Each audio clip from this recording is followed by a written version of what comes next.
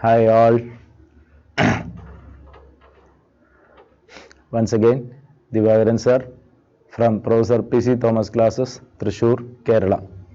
Welcome all. Today we are going to discuss the G-Mains January 8th morning shift paper, shift 1 paper. Okay, can we start? The first question.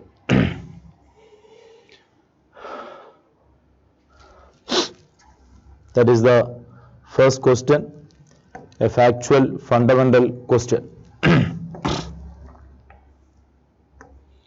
Among the gases A to E, the gases that cause greenhouse effect. A question from environmental chemistry. All of you know carbon dioxide is a greenhouse gas. Water molecule present in the greenhouse gases. CFCs are major important greenhouse gas component, while oxygen is not. Ozone is. So among A to E, only one is not belonging to that category. So you can easily select option A, B, C and E. Second choice, B is the correct answer. A direct question from environmental chemistry concerned to greenhouse gases, a frequently coming question in different ways. Okay. Next.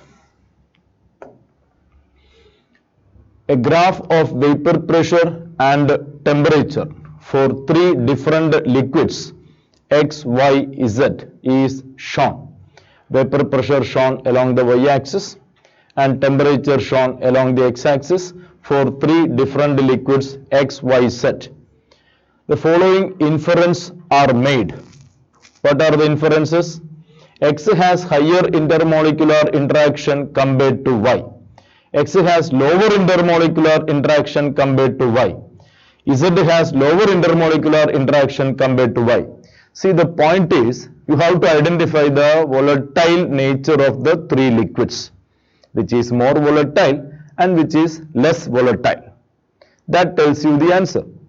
And comparing volatility, it's quite simple. You see, a particular vapor pressure, say 500 mm for X, it is coming at this temperature, while that for Y, it is coming at a higher temperature, while that for Z, it is coming again at a higher temperature. You see, a particular vapor pressure you get, say for example 500 mm, you get at a lower temperature for X. For X, you get this pressure at a lower temperature. You look at this temperature. While for Y, you need to come to this much temperature, means a higher temperature is required for attaining the same vapor pressure. For Z, you need to go for a higher temperature. That means, which is more volatile? Very simple, logical and a beautiful question.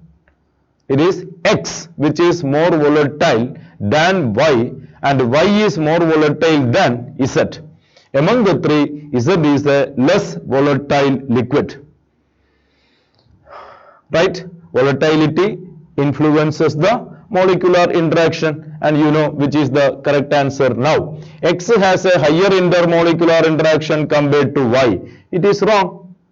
X has a lower molecular interaction compared to Y. So this is a wrong statement. X has a lower molecular interaction. That is correct. Z has a lower molecular interaction compared to Y. That is wrong. Because Z is more, it is less volatile compared to Y. So this is X is more volatile, and that gives a vapor pressure say 500 at a lower temperature. While Y gives the same pressure at a higher temperature, Z gives the same pressure at a very high temperature. That means Z is least volatile. The molecular interaction in Z is maximum. So third statement is also wrong. Z has lower intermolecular interaction. Wrong. Z is having higher intermolecular interaction compared to Y. So among the three, only one inference is correct, and the correct answer is option C. Right? That is an excellent conceptual question, presented in a slightly different way. Next one. The major product of the following reaction is. Major product of the following reaction is. See, once you know the fundamental idea of the reaction mechanism involved in such organic questions, you can easily confirm the answer. You see, the molecule given is like this.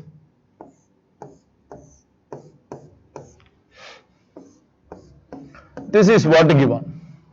And you know, with the dilute sulfuric acid or an acid medium, immediately this is getting protonated. OH becomes getting protonated. OH getting protonated, and you get the molecule turn like this.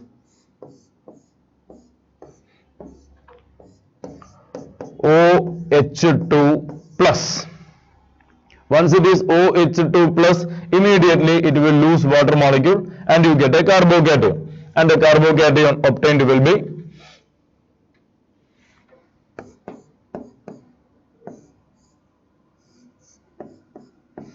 this is the carbocation obtained from that. Immediately you are losing water, you see H2O out and you are getting a carbocation. Now see, this carbocation with a such a long ring will go for a cyclic structure. And cyclic structure we have only in two options. So other options you can delete. Option B and D you can delete. You can check with option A or option C. Option A is a pentagonal ring and option C is a hexagonal ring. So it can go for a hexagonal ring. We will check out. You see, suppose it is connecting like this. 1, 2, 3, 4, 5, 6. You see, it can interact over here. See, this bond is getting polarized and you get a minus here and a plus here. Definitely it can make a 6-membered ring. So definitely the answer is going to be option C. Now see, it is making a 6-membered ring connecting over here. Now there is a positive center. See, this carbon contains a positive center and definitely OH minus will come there. OH minus will come there. You see, you are getting this choice. 6-membered one with an OH coming on the tertiary carbon which is connected to the position over here. So with the simple logic, understanding the mechanisms which you have practiced, you can delete two choices. And you can delete the remaining one choice by understanding it forms a hexagonal stable ring. Hexagonal stable ring.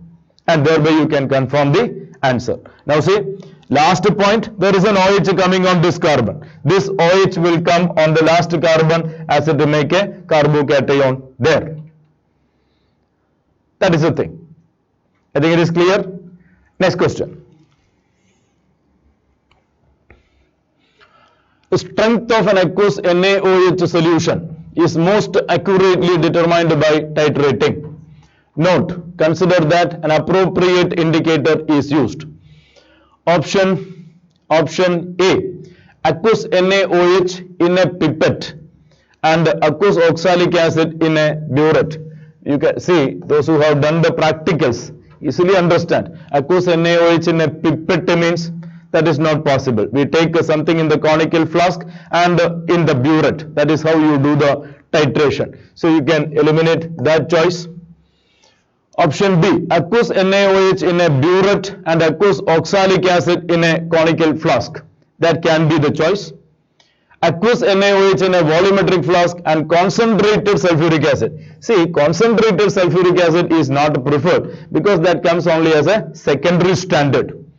And option C here, aqueous NaOH in a burette and again concentrated sulfuric acid. So two choices with the concentrated sulfuric acid you can eliminate because the concentration of the molarity of concentrated sulfuric acid can vary over the time during the reaction itself because that can be, so due to that fact it is not taken as a primary standard, while oxalic acid there is no problem. Aqueous oxalic acid, the molarity may not change, you can take it as a primary standard. So only one choice is left out, this one.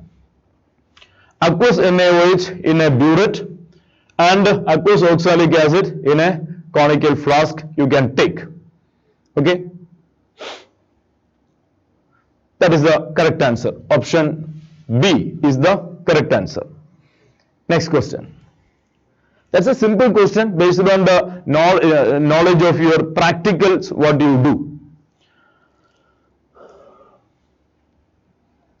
The rate of a certain biochemical reaction at a physiological temperature T occurs 10 raised to 6 times faster with enzyme than without. The change in activation energy upon adding enzyme is.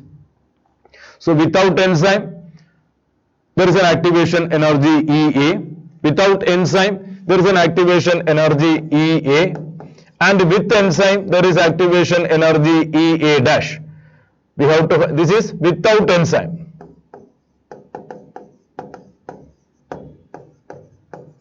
And this is with enzyme. So we need to find out EA dash minus EA. And it is said that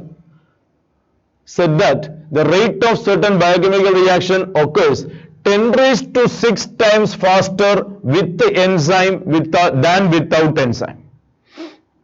And you know the relation, K is equal to A e raised to minus EA by RT, right? It is given K dash is equal to 10 times K. It is, 10 raised to 6 times. It is given K dash is equal to 10 raised to 6 times K. So you can equate, it is A e raised to minus EA dash by RT is equal to 10 raised to 6 times A e raised to minus EA by RT. This is with enzyme, that is without enzyme, and this is 10 raised to 6 times without enzyme. So what do you get? A cancels. You get E raised to minus EA by RT is equal to 10 raised to 6 times E raised to minus EA dash by RT. Take log on both sides. Take log on both sides. So it is minus EA by RT is equal to 6 plus minus EA dash by RT.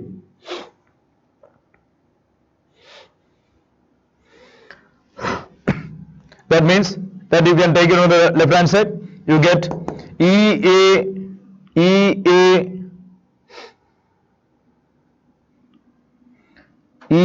dash. Isn't that correct? EA dash by RT minus EA by RT is equal to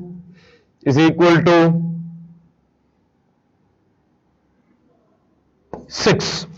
EA dash by RT minus EA by RT is equal to, there was a mistake I believe. This is EA dash and this is EA. So this is EA dash and this is EA.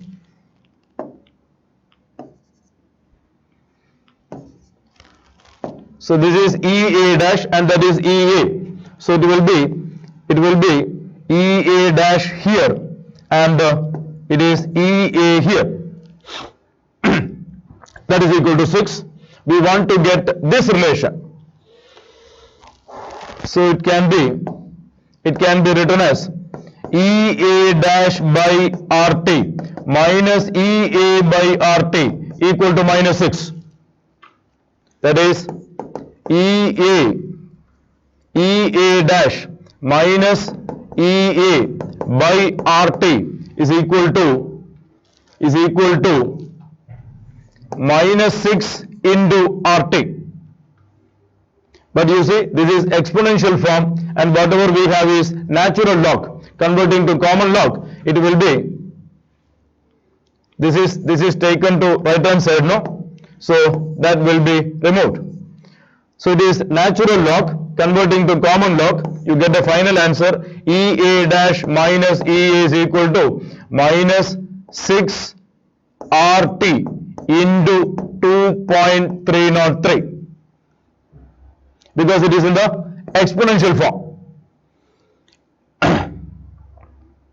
So converting to base to 10, it will be into 2.303. So the answer must be minus 6 RT into 2.303. Minus 6 RT into 2.303. Option A.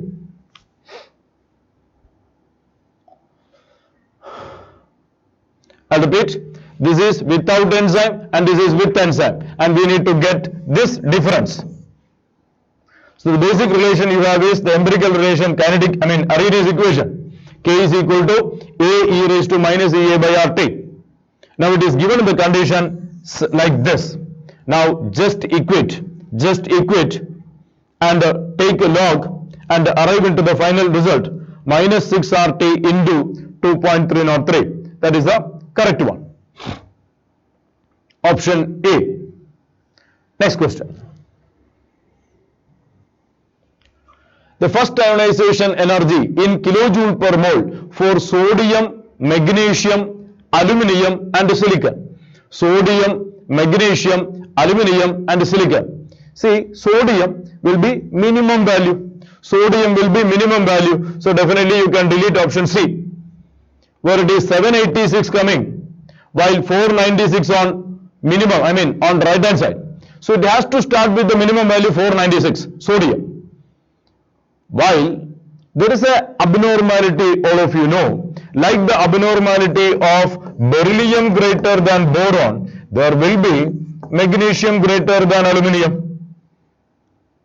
Because alkaline earth metal beryllium and magnesium, it is S2 configuration. While boron family, it is S2P1 configuration. So removal of electron from P1 compared with the removal of electron from S2.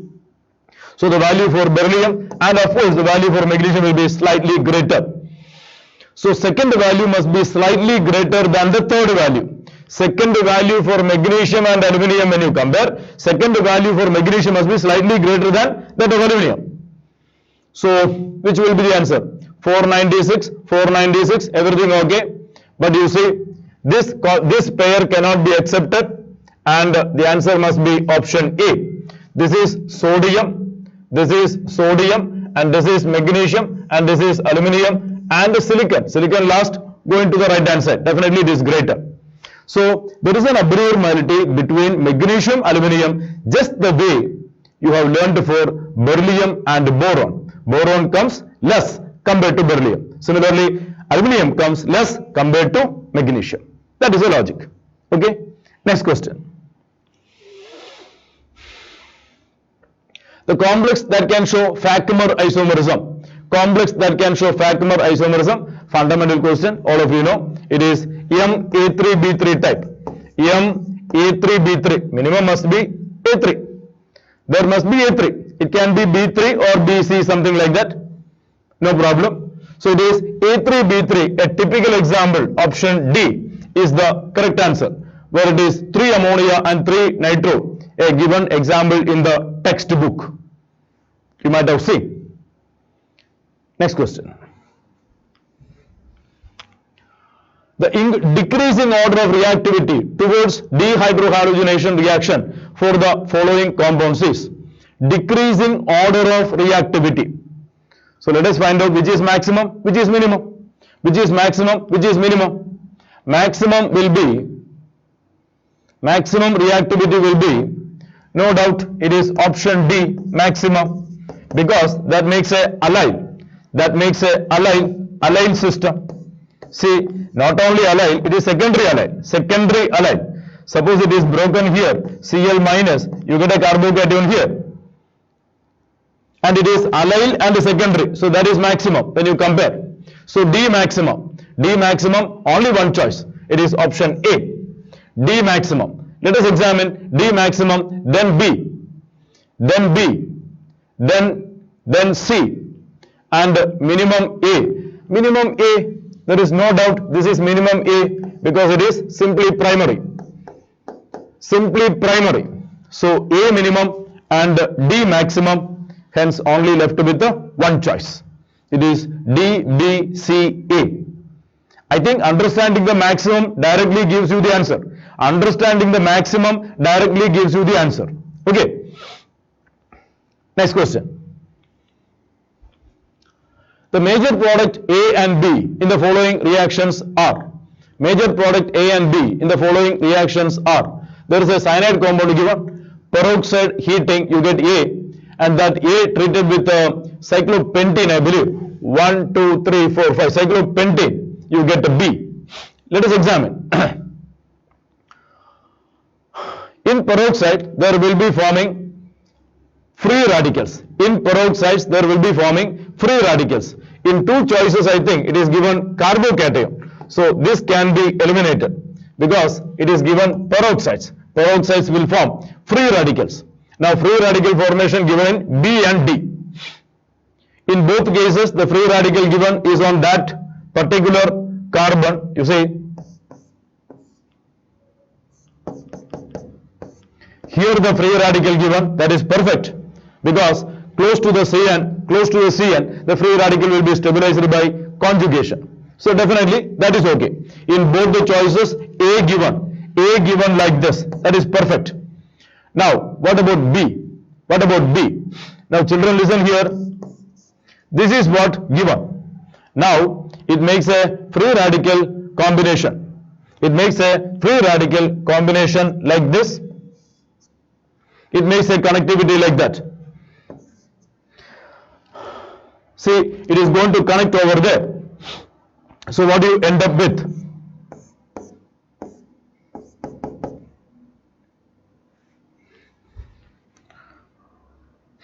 One, two, three, 4, 5. So it end up like this. And there comes a free radical here. See, you please have a look at. This carbon will be interacting with this carbon. This free radical and one of the electron from here will interact and is going to make a connectivity over this region. Because then only you get a secondary carbocation. Sorry, secondary free radical. This you get a secondary free radical. And secondary free radical formed will be more stable than primary. Suppose it is connecting over here. Suppose it is connecting over here. That will make a primary free radical, which is less stable than secondary. So it will form here, and an H dot will be abstracted to get the final result. An H dot will be abstracted to get the final result. And the answer should be, see, in this case, option B, the connectivity is done here. It is not like that. It must be answer D. The connectivity should be done here. It is option D. Let me count the number of carbon atoms. 1, 2, 3, 4, 5. Yes, perfect. So there are 2 points to be noted. There is peroxide given. So it is a free radical mechanism. So in two choices, I believe it is carbocation given. So that is not possible. You are eliminating. Option A and C eliminated. Now option B and D. In option B and D, both are same free radical. Same free radical formed over here. And that is acceptable because there is a nearby CN group which will stabilize the free radical. Now the next point is critical. You are given with the pentene. So is it pentene attacking over this region or attacking over this point? Is it attacking over here or here? That is the point. It will attack here. This free radical electron and one of the electron from this pi bond will make a bond there. Because then only you are getting a free radical in the next step, which is secondary free radical, which is more stable than the primary. And a H dot is abstracted to that point to get the final result. I think it is clear. Next question. The predominant intermolecular forces present in ethyl acetate, a liquid is ethyl acetate. Ethyl acetate, you know, it's a polar medium, it's a polar molecule. Ethyl acetate and ester, polar molecule only. In polar molecule, ethyl acetate, this is ethyl acetate. CH3, CO, O, C2H5, ethyl acetate. London dispersion and dipole. London dispersion and dipole, no doubt. This is option A. There will be dipole-dipole attraction as the molecule is polar. And every dipole-dipole attraction and a dipole-induced dipole attraction, various van der Waals forces is incorporated cumulative effect of London force. Suppose you take dipole-dipole attraction, there is a cumulative effect of London force. So the answer is option A. C, why not B? There is no hydrogen bonding. Why not C? There is no hydrogen bonding. There is no hydrogen bonding. So other options can be straight away deleted without looking anything. No hydrogen bonding present there between the molecules. So it is dipole-dipole attraction and a cumulative effect of London forces, dispersion forces. Next question. The stoichiometry and solubility property of a salt with the solubility curve given below is respectively. That seems to be an excellent question. That's a beautiful question presented in a different way. See, first of all, we have to identify what type of salt it is. First of all, we need to identify what type of salt it is. Is it AB type, A2B type, or AB2 type? A2B type and AB2 type will give the same result, right? So, is it A2B type or AB2? That can give the same result. AB2, AB type. Let's have a look at. See, this is X concentration and this is Y concentration. See, when the X concentration is 1, X concentration is 1.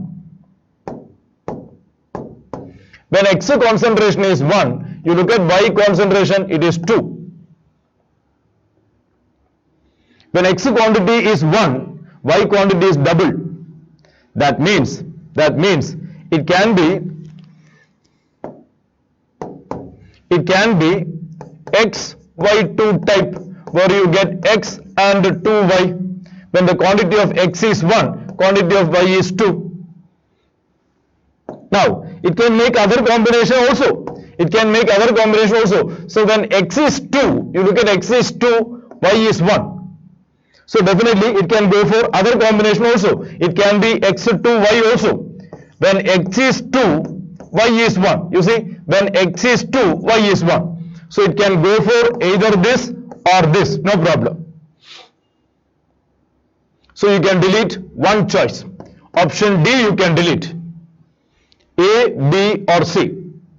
Now, whether X2Y or XY2, it should have a common solubility product. Okay, so what will be the solubility product? Suppose S is here, it will be 2S here and S here. You see, suppose the quantity of X is 2. Suppose the quantity of X is 2, quantity of Y is 1. That is in millimolar. That is given in millimolar. So make it in molar. So it is 2 into 10 power minus 3. And here it is 1 into 10 power minus 3. So KSP is equal to 2 into 10 power minus 3, you have to take square, and 1 into 10 power minus 3, no square. So it is going to be 4 into 10 power minus 6 minus 3, it is minus 9. 4 into 10 power minus 9, that has to be KSP. So it doesn't matter whether it is XY2, X2Y, because hypothetical species, XY2 or X2Y, we don't mind. But KSP should be 4 into 10 power minus 9. 4 into 10 power minus 9, and your answer is option B. Only one choice will satisfy. So the species can be X2Y or XY2, but KSP has to be 4 into 10 power minus 9. How 4 into 10 power minus 9? You can work out the same here also. You will get the same result. See, X is 2, Y is 1. See, when X is 2, Y is 1. and it is millimolar. You take it molar, 10 power minus 3, 2 into 10 power minus 3, 1 into 10 power minus 3. Now, here it has to be square. So, 2 into 10 power minus 3 square, 1 into 10 power minus 3. So, you get 4 into 10 power minus 9. That value will be given only in one choice. Is it clear? That's a beautiful question. Next one. The most suitable reagent for the given conversion is, yet another good question, beautiful question, simple question. See, amide remain as such, keto remain as such, while carboxylic acid is converted to alcohol. You see the changes happening.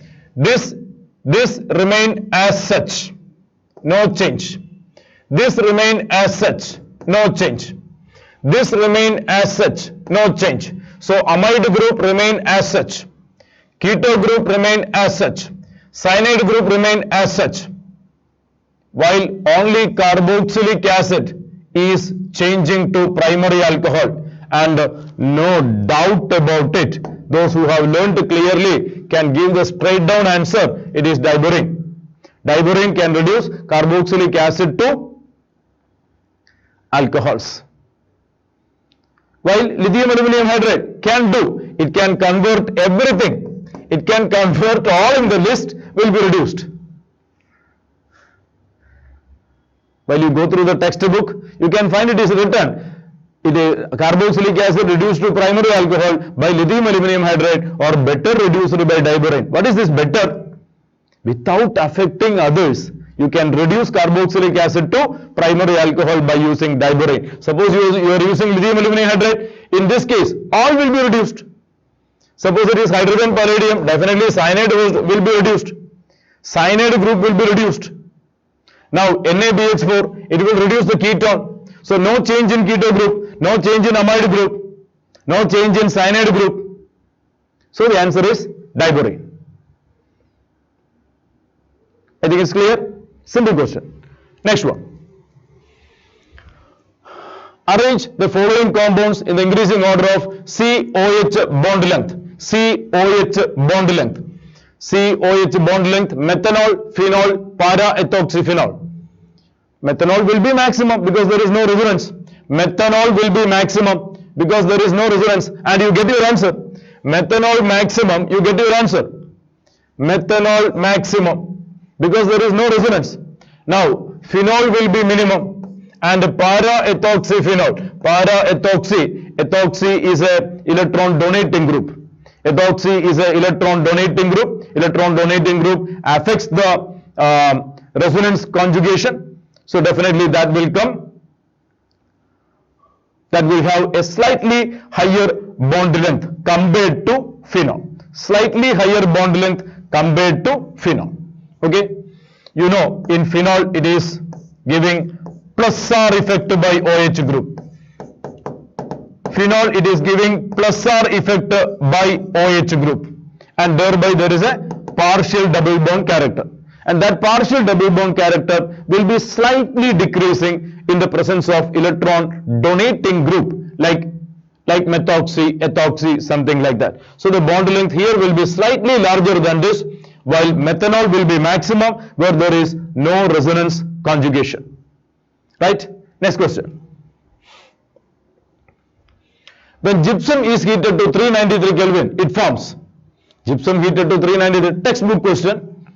It is option C. Plaster of Paris, preparation of plaster of Paris. You heat gypsum in a controlled way. And the controlled temperature is 393 Kelvin. If you heat it above that, you get dead burned plaster. That is anhydrous calcium sulfate. Next. A flask contains a mixture of isohexane and 3-methylpentane. Isohexane, 3-methylpentane. Isohexane means this is isohexane, 3-methylpentane. They are isomers. 3-methylpentane. One of the liquid boils at 63 degrees Celsius while the other boils at 60 degrees Celsius. What is the best way to separate two liquids? See, the boiling point is very close. When the boiling point is very close, you can only go for fractional distillation. You can go for fractional distillation. So this is eliminated, this is eliminated. So A or D, both are fractional distillation. And during the fractional distillation, the one with a lower boiling point will separate first. And the lower boiling point is isohexane. Isohexane has got a lower boiling point, slightly lower, some 3 degree less, 60 degree. This is for isohexane. Isohexane maintain a lower boiling point and that will be distilled first. Option A is the correct answer. So since the boiling point is very close, you go for fractional distillation. And during fractional distillation, the one with the lower boiling point will be separated first. Here it is isohexane separated first. Okay. This is having 60 degree and this is having 63 degree boiling point. Next question. Which of the following statement is not true for glucose? Which of the following statement is not true for glucose? Glucose exists in two crystalline forms, alpha and beta. Textbook information. That is correct one. We need to identify the incorrect statement. Glucose gives shift test for aldehydes. That's a wrong statement. That's a wrong statement. Glucose, due to the cyclic structures, it is unable to give 2,4-DNP test. It is unable to give shift test.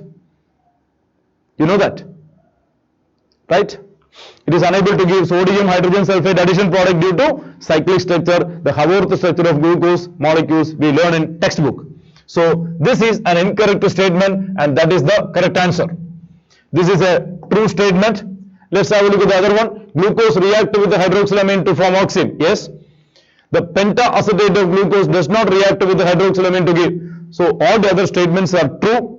Only textbook question, textbook informations regarding the structural details of glucose, carbohydrates, initial portion of biomolecules. Next question. The number of bonds between sulfur and oxygen, number of bonds between sulfur and oxygen in S2O8 2-, and the number of bonds between sulfur and sulfur atoms in rhombic sulfur, right? So first one, S2O8, this is S2O8.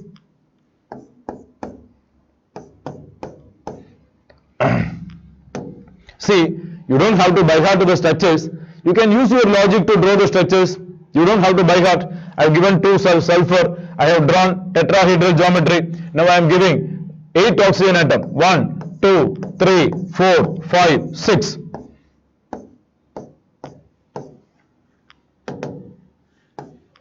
And there are 2 minus I am giving. Now 6 oxygen is over. Now left with the 2 oxygen, that will make a peroxide linkage. This is peroxodisulfuric acid salt. Peroxodisulfuric acid salt. Marshall's acid. The salt of Marshall's acid. How many sulfur oxygen bonds? 1, 2, 3, 4, 5, 6, 7, 8. So it is 8. 8. Then sulfur, you know sulfur, making a crown structure. Making a crown structure. 1, 2, 3, 4, 5, 6, 7, 8. 8 is the answer. 8 is the answer. The structure is given in the textbook. One crown structure, puckered ring structure, and one chair form. So it is S8 molecules. S8 molecules. The answer is 8 and 8. Next question. The third ionization enthalpy is minimum 4. Third ionization enthalpy is minimum 4. If you take cobalt, it is atomic number 27 will go for D7S2 configuration. So you are removing first electron, second electron, third electron from D7. Third electron you are removing from D7. Now iron, it is 26. It is D6S2. D6S2. So first electron, second electron, third electron you are removing from D6. That will be the answer. That will be the answer. Because you are removing electron, third electron from D6. The value will be minimum. See, 1, 2, 3, 4, 5, 6. D6. The removal of electron from this system will be pretty easy when compared, because the result is half-filled stable configuration. The result is half-filled stable configuration. So since the removal of third electron from iron gives you a stable configuration, means the value required will be minimum. So the answer will be iron. While such a condition does not exist, if you take manganese, it will be really tough removing third electron, because the third electron lie in the d5 system. Third electron lie in the d5 system, and that will be maximum. Next question. For the Balmer series in the spectrum of hydrogen atom, nu bar is equal to RH 1 by N2 square, N1 square minus 1 by N2 square. The correct statement among 1 to 4. As wavelength decreases, the lines in the series converge. As the wavelength decreases, the lines in the series converge. As the wavelength decreases, the lines in the series converge. Integer n1 is equal to 2. Integer n1 is equal to 2. It is Balmer series. Definitely that is a correct one. The lines of longest wavelength correspond to n2 equal to 3. Longest wavelength.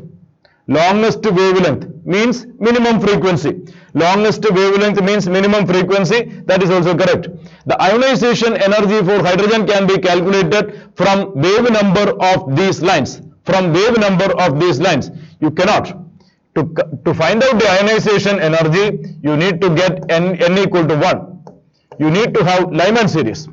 You need to have Lyman series, and ionization energy will be pertaining to a transition. That's a wrong statement. It is n1 equal to 1, n2 equal to infinity. That gives you ionization energy. Ionization energy means you have to detach the electron. So that is possible from ground state n1 is equal to 1 to n2 equal to infinity. That is possible.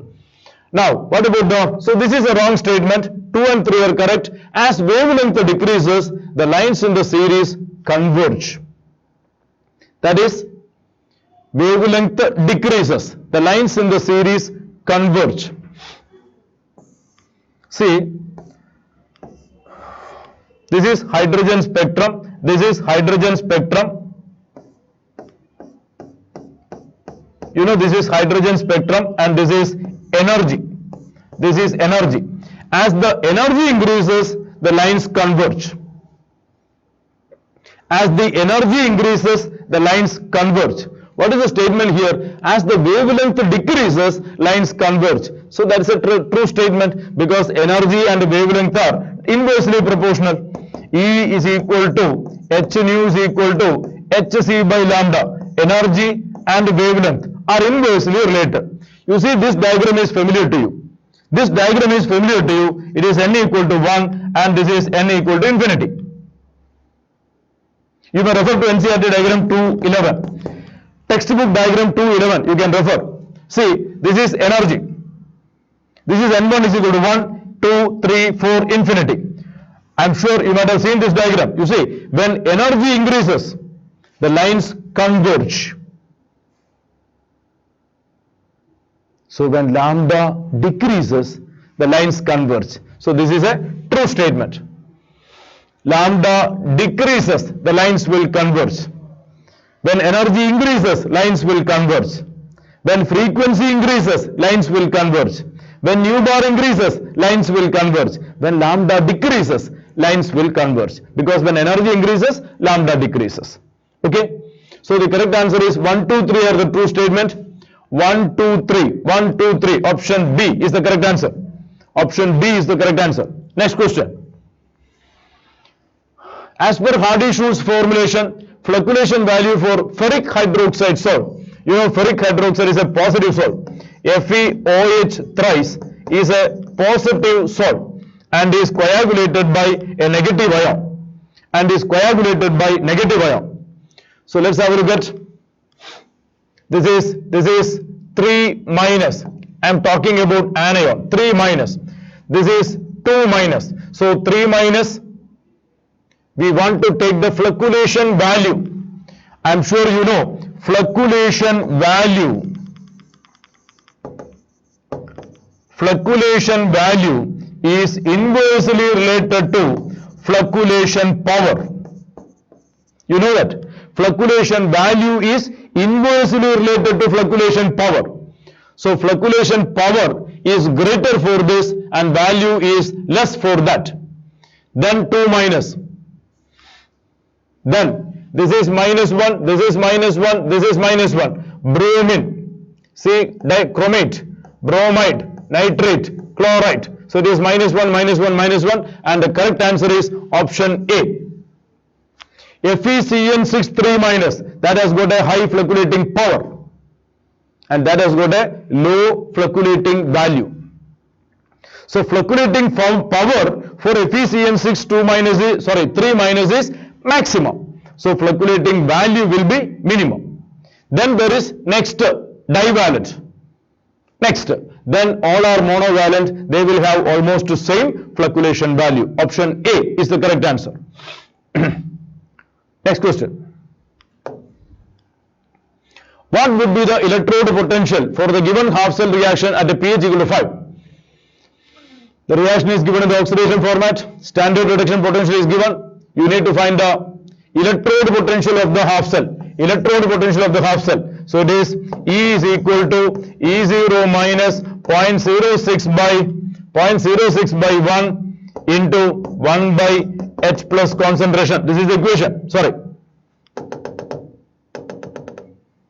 Log 1 by H plus concentration. This is the equation. Either you can give here 1 and here H plus concentration, or you can give 4 here. So it will be raised to 4 there. Here it is 4 electron. So it is 4 electron, there will be H plus raised to 4. So you can give 4 here and H plus concentration raised to 4. No problem. You can give 1 here. You can give 1 here and H plus concentration. No issues. And please understand, this is nothing but negative log of H plus and this is nothing but pH. This much part is nothing but pH. So your answer will be 1.23. This value is given 1.23 minus 0.06 into the pH value 5. That will take you to the answer.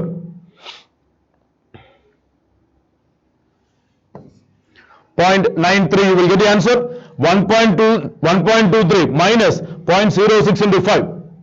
pH is 5. This much part is nothing but pH.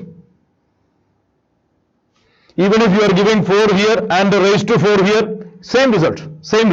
So E is equal to E0 minus 0.06 by N log 1 by H plus concentration. Log 1 by H plus concentration is nothing but pH. So pH value given, you directly substitute.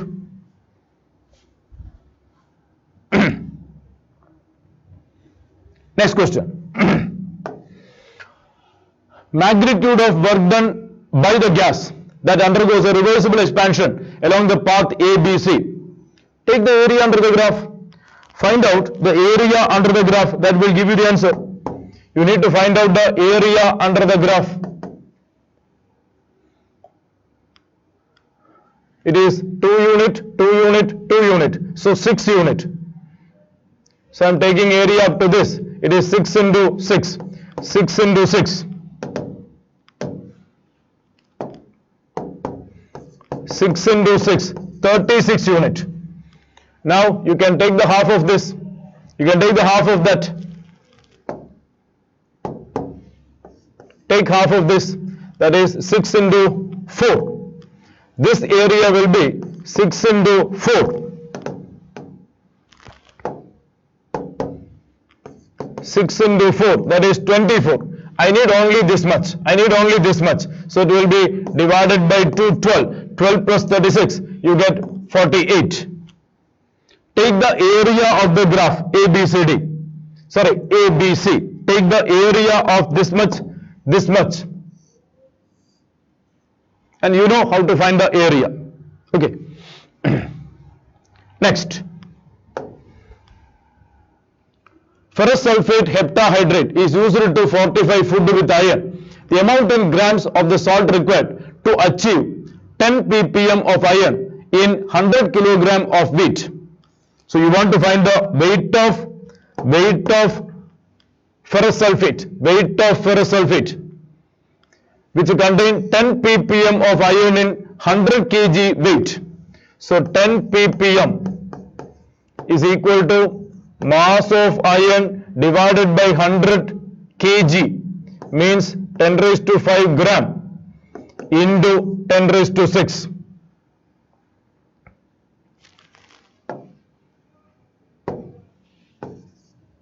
That is mass of iron. Mass of iron. Now, it is ferrous sulfate heptahydrate. Ferrous sulfate heptahydrate. You find out the molar mass. You find out the molar mass of ferrous hydrate, heptahydrate. Ferrous sulfate heptahydrate. Maybe it is m gram per mole. You find out that. You know, m gram of the salt contain 56 gram of iron. M gram of ferrous sulfate heptahydrate contain 56 gram of iron. And here we want to get the salt weight, say x gram. Therefore, x gram contain how much of iron, and that iron is present there. So the answer, the value will be x into 56 divided by m. This is the mass of iron present there. This you can substitute there. So it is 10 is equal to x into 56 divided by m divided by 10 raised to 5 into 10 raised to 6. Now this gets cancelled. So you get x into 56 by m is equal to 1. Therefore, x is equal to m by 56, where m is the molar mass of ferrous sulfate heptahydrate. This is the molar mass of ferrous sulfate heptahydrate.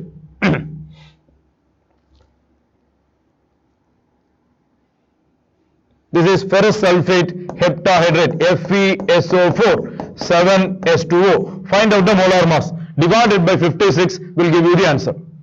I repeat, 10 ppm iron in 100 kg weight.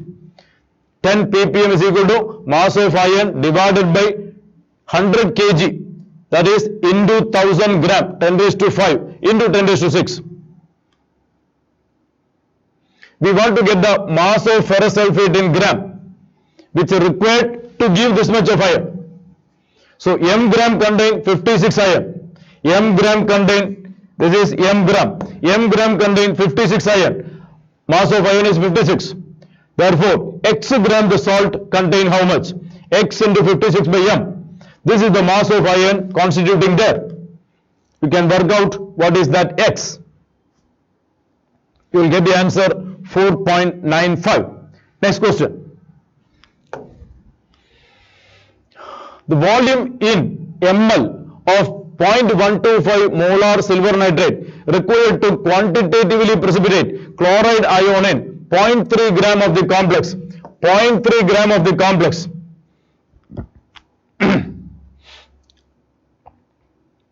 So quantity of Cl minus will be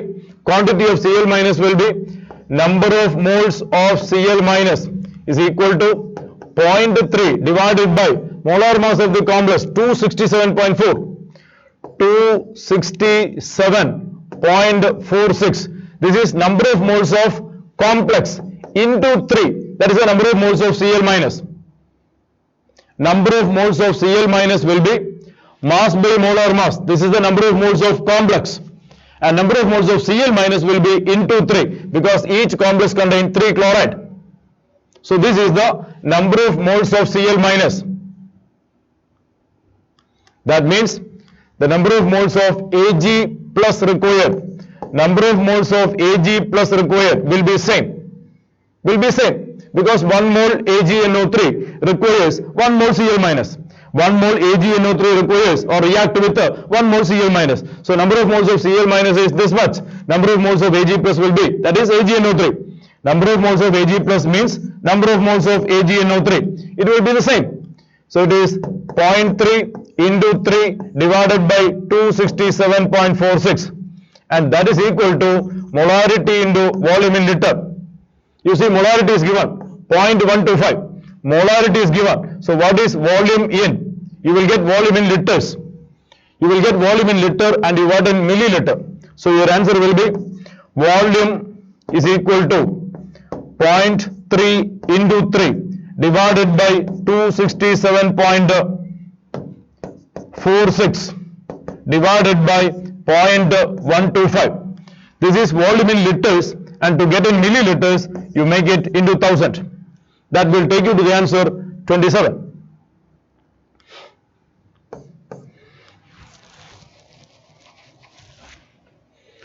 So repeat, mass of the complex is given. You find the mass by molar mass, number of moles of complex into 3, number of moles of Cl minus. Number of moles of Cl minus will be equal to number of moles of AgNO3 required.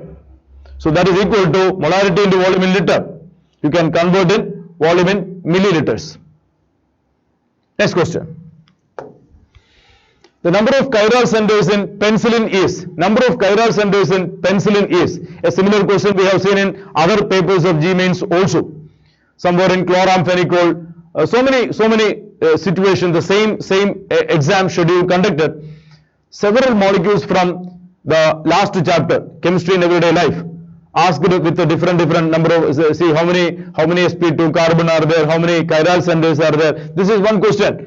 Number of chiral centers in penicillin. You must know the structure of penicillin.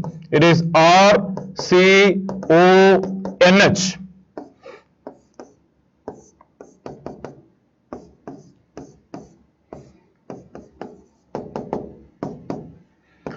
This is the structure of penicillin, which is given in the textbook, and the number of chiral centers will be number of chiral centers. Very simple. This is a chiral center, this is a chiral center, and this is a chiral center. There are 3 chiral